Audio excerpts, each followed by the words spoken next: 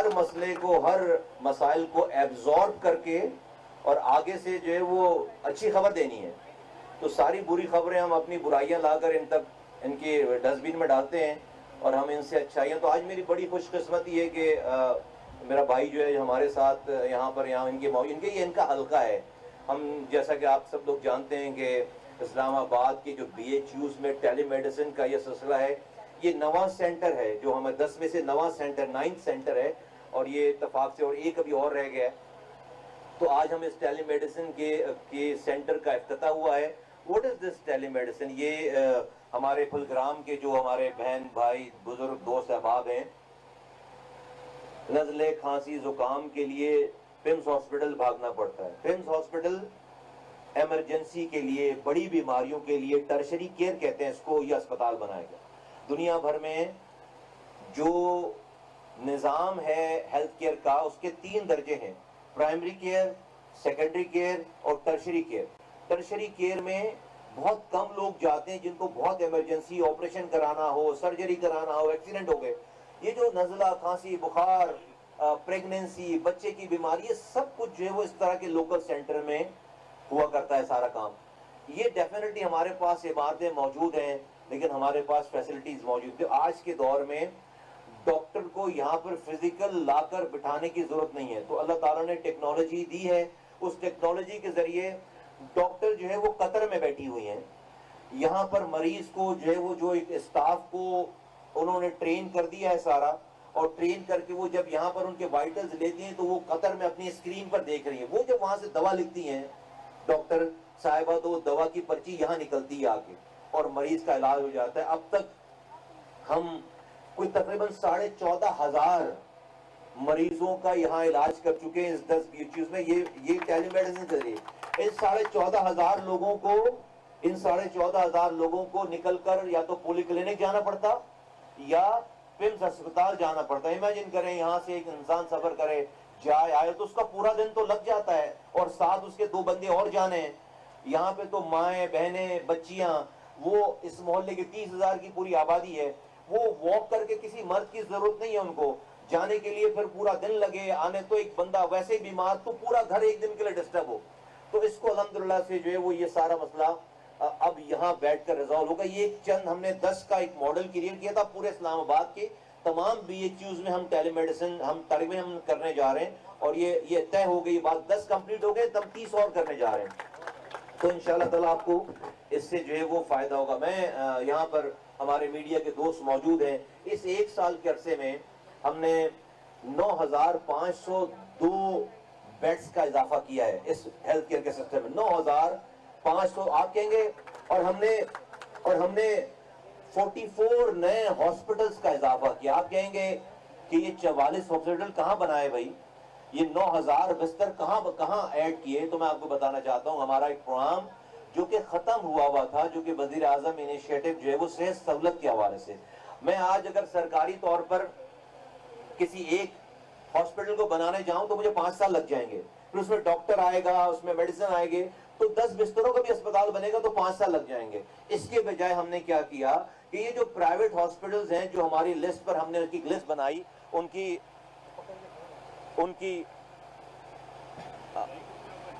हमने जो है वो, मेरी आवाज आ रही है, हमने उनकी एक लिस्ट बनाई और हमने सेहत सहूलत कार्ड का इजरा दोबारा किया। इस्लामाबाद, आज़ाद जम्मू कश्मीर और गिलगित बल्तिस्तान के इलाकों में जो कि ये काम रुका हुआ था, वजीर आजम साहब की मेहरबानी से हमने इस 4 सालों के बाद रुके हुए इस काम को, सेहत सहूलत के काम को, वजीर आजम सेहत सहूलत इनिशिएटिव हमने दोबारा शुरू किया। और इस तरह से हमने तकरीबन 48 नए हॉस्पिटल सिस्टम में शामिल किए। हमने 48 नए हॉस्पिटल। अब आपको, अगर आप इस्लामाबाद के रिहायशी हैं, आजाद जम्मू कश्मीर के रिहायशी हैं या गिलगित बल्तिस्तान के रिहायशी हैं, तो आपको इस सरकारी अस्पतालों के अलावा प्राइवेट 48 अस्पताल हैं जहां पर जाकर आप अपना कार्ड दिखाकर 10 लाख रुपए तक का इलाज करवा सकते हैं। इस तरह से नए 9,502 बेड्स शामिल हो गए। और मेरा ये मानना है कि हमारा ये विजन है हेल्थ केयर का, हेल्थ मिनिस्ट्री का, कि आइंदा आने वाले दिनों में, सालों में सरकार को, हुकूमत को हॉस्पिटल चलाने के बिजनेस से बाहर आ जाना चाहिए। सरकार को ये हॉस्पिटल चलाने के काम से बाहर आ जाना चाहिए। मैं क्यों कह रहा हूं, आज पूरे पाकिस्तान भर में जो हेल्थ केयर का बजट है वो 1153 अरब रुपए है। सारे सूबों के मिलाकर 1153 अरब रुपए सूबे और वफाक खर्च करता है एक साल में हेल्थ केयर के ऊपर। लेकिन मैं बहुत ही मोहतात अंदाजे में ये कह रहा हूं कि सरकार के हॉस्पिटल में आने के बाद हम कोई पाकिस्तान के 10% लोगों को भी मुतमईन नहीं कर सके। वो हमारे पास से आकर मुतमईन होकर नहीं जाते। ठीक है, लोग शिकायत ही करते हैं। यकीनन हमारी उसके अंदर बहुत सारी जो है वो उसके अंदर कॉम्प्लिकेशंस हैं। तो आज अगर मैं ये चाहूं कि पाकिस्तान के और सारे लोग, सारा पाकिस्तान सरकारी अस्पताल में भी नहीं आता, वो प्राइवेट जाता है। अगर आज रियासत ये फैसला करे कि पूरे पाकिस्तान के लोगों को उसने हेल्थ केयर की इंश्योरेंस देनी है कि जो जहां जाना चाहे प्राइवेट हॉस्पिटल में जाए, अपना इलाज कराए, उसके पैसे जो है वो हुकूमत दे देगी। अगर हम ये काम करना चाहें तो हमारा खर्चा क्या आएगा? तो हमने एक स्टडी करवाई, तो उसमें हमारे पास जो खर्चा निकल कर आया है वो हम सिर्फ 210 अरब रुपए 210 अरब रुपए जो है वो हम रखें तो हम पूरे पाकिस्तान को यूनिवर्सल हेल्थ कवरेज दे सकते हैं। कहां 1153 अरब रुपए, 10% लोग मुतमईन नहीं है, और कहां 210 अरब रुपए, 90% लोग मुतमईन हो जाएंगे। तो ये जो हमारी मैनेजमेंट में फ्लॉ है ना, इसको दुनिया भर में अब ये निजाम राइज हो रहा है बार बार कि दुनिया में अब सरकार जो है वो हॉस्पिटल चलाने के काम से बाहर आ रही है, हॉस्पिटल मैनेजमेंट से। उसके काम है पॉलिसी बनाना, और हॉस्पिटल चलाने के लिए यूनिवर्सल हेल्थ कवरेज का अपनाया जा रहा है। एक मैं जिस सूबे से ताल्लुक रखता हूं, थर का इलाका है, फर्ज करें, उस सूबे में दूर दराज इलाका है, रेगिस्तान। अब वहां पर अगर सरकार हॉस्पिटल बनाती भी है, कोई डॉक्टर नहीं जाता। डॉक्टर जाता है 3 महीने के बाद, वहां से किसी एमएनए से सिफारिश करा के वापस शहर में आ जाता है। तो फिर वो अस्तबल बन जाता है, वहां पे भैंसें खड़ी हो जाती हैं, वहां पर किसी की जागीर बन जाती है, ये हो जाता है सारा। अगर आज मुझे थर के लोगों को, 50,000 की आबादी को, अगर थर के लोगों को दवा और डॉक्टर पहुंचाना है तो मुझे अस्पताल बनाने की जरूरत नहीं होनी चाहिए। मैं मार्केट में जाऊं, मैं मार्केट में जाके टेंडर करूं कि भाई थर में मेरे पास 50,000 लोगों की इंश्योरेंस है, मैं पैसे देने के लिए तैयार हूं। कौन है प्राइवेट सेक्टर से जो जाकर यहां पर हॉस्पिटल खोले, डॉक्टर लगाए, जिम्मेदारी उसकी, जितने मरीजों का इलाज करे मुझसे पैसे ले ले सरकार से। तो 10 हॉस्पिटल जो है वहां जाएंगे, डॉक्टरों की जिम्मेदारी उनकी, हॉस्पिटल चलाने की जिम्मेदारी उनकी, और हमारी उनके ऊपर सुपरविजन होगी। जो अच्छा काम कर रहा होगा उसको पैसे मिलेंगे, हमसे बिजनेस ले ले। ये निजाम दुनिया में आज राइज है।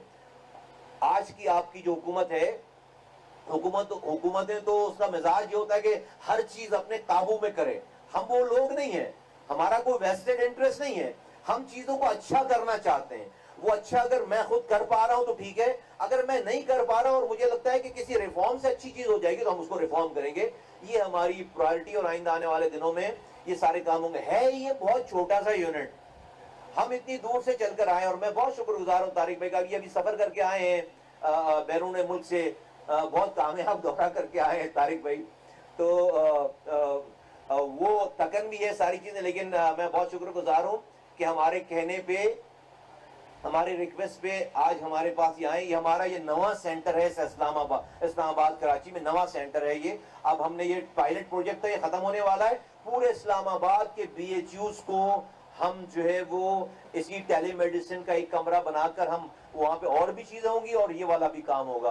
तो ये है तो छोटा सा मॉडल, लेकिन इसकी शमे, इसकी रोशनी इंशाल्लाह ताला हम पूरे पाकिस्तान भर में इसको फैलाएंगे। और यहाँ के 30,000 की आबादी है, तारिक भाई का ये हल्का है, यहाँ के रहने वाले मेरी माओ को, बहनों को, बुजुर्गों को, नौजवानों को मैं मुबारकबाद पेश करना चाहता हूँ कि आपके MNA, आपके वजीर, आपके भाई जो यहाँ पर हैं, उनके तवस्सुस से, उनकी मेहरबानी से, उनकी काविशों से हमारी थोड़ी बहुत उसके अंदर इनपुट लगाकर हमने अल्हम्दुलिल्लाह जो है वो आज ये इस हॉस्पिटल को एक्टिवेट कर दिया। अब ये जो डॉक्टर बैठती हुई यहाँ पे 2 दिन स्पेशलिस्ट बैठेगा, 2 दिन, 7 दिनों में 2 दिन बच्चों के डॉक्टर, गायनी के जो स्पेशलिस्ट हैं, 4 तरह के स्पेशलिस्ट ऑनलाइन यहाँ पर होंगे। यानी कि जिन डॉक्टरों की फीस 3,000 रुपए से शुरू होती है, वो डॉक्टर आपको स्पेशलिस्ट यहाँ पे फ्री में बैठकर आपको यहाँ पर देखेगा भी, आपको दवा भी देगा और आपको रेफर भी करेगा। ये इंशाल्लाह ताला आज से काम शुरू हो गया। तो मैं बजाय इसके कि जो है वो हमारी मॉडरेटर वो आए और वो तारिक भाई को बुलाएं, मैं आप लोगों की भरपूर तालियों में आज के मेहमान खुसूसी हमारे डॉक्टर तारिक फजल चौधरी साहब को दावत देता हूं कि आए और खिताब करें। बहुत शुक्रिया। बहुत शुक्रिया जी।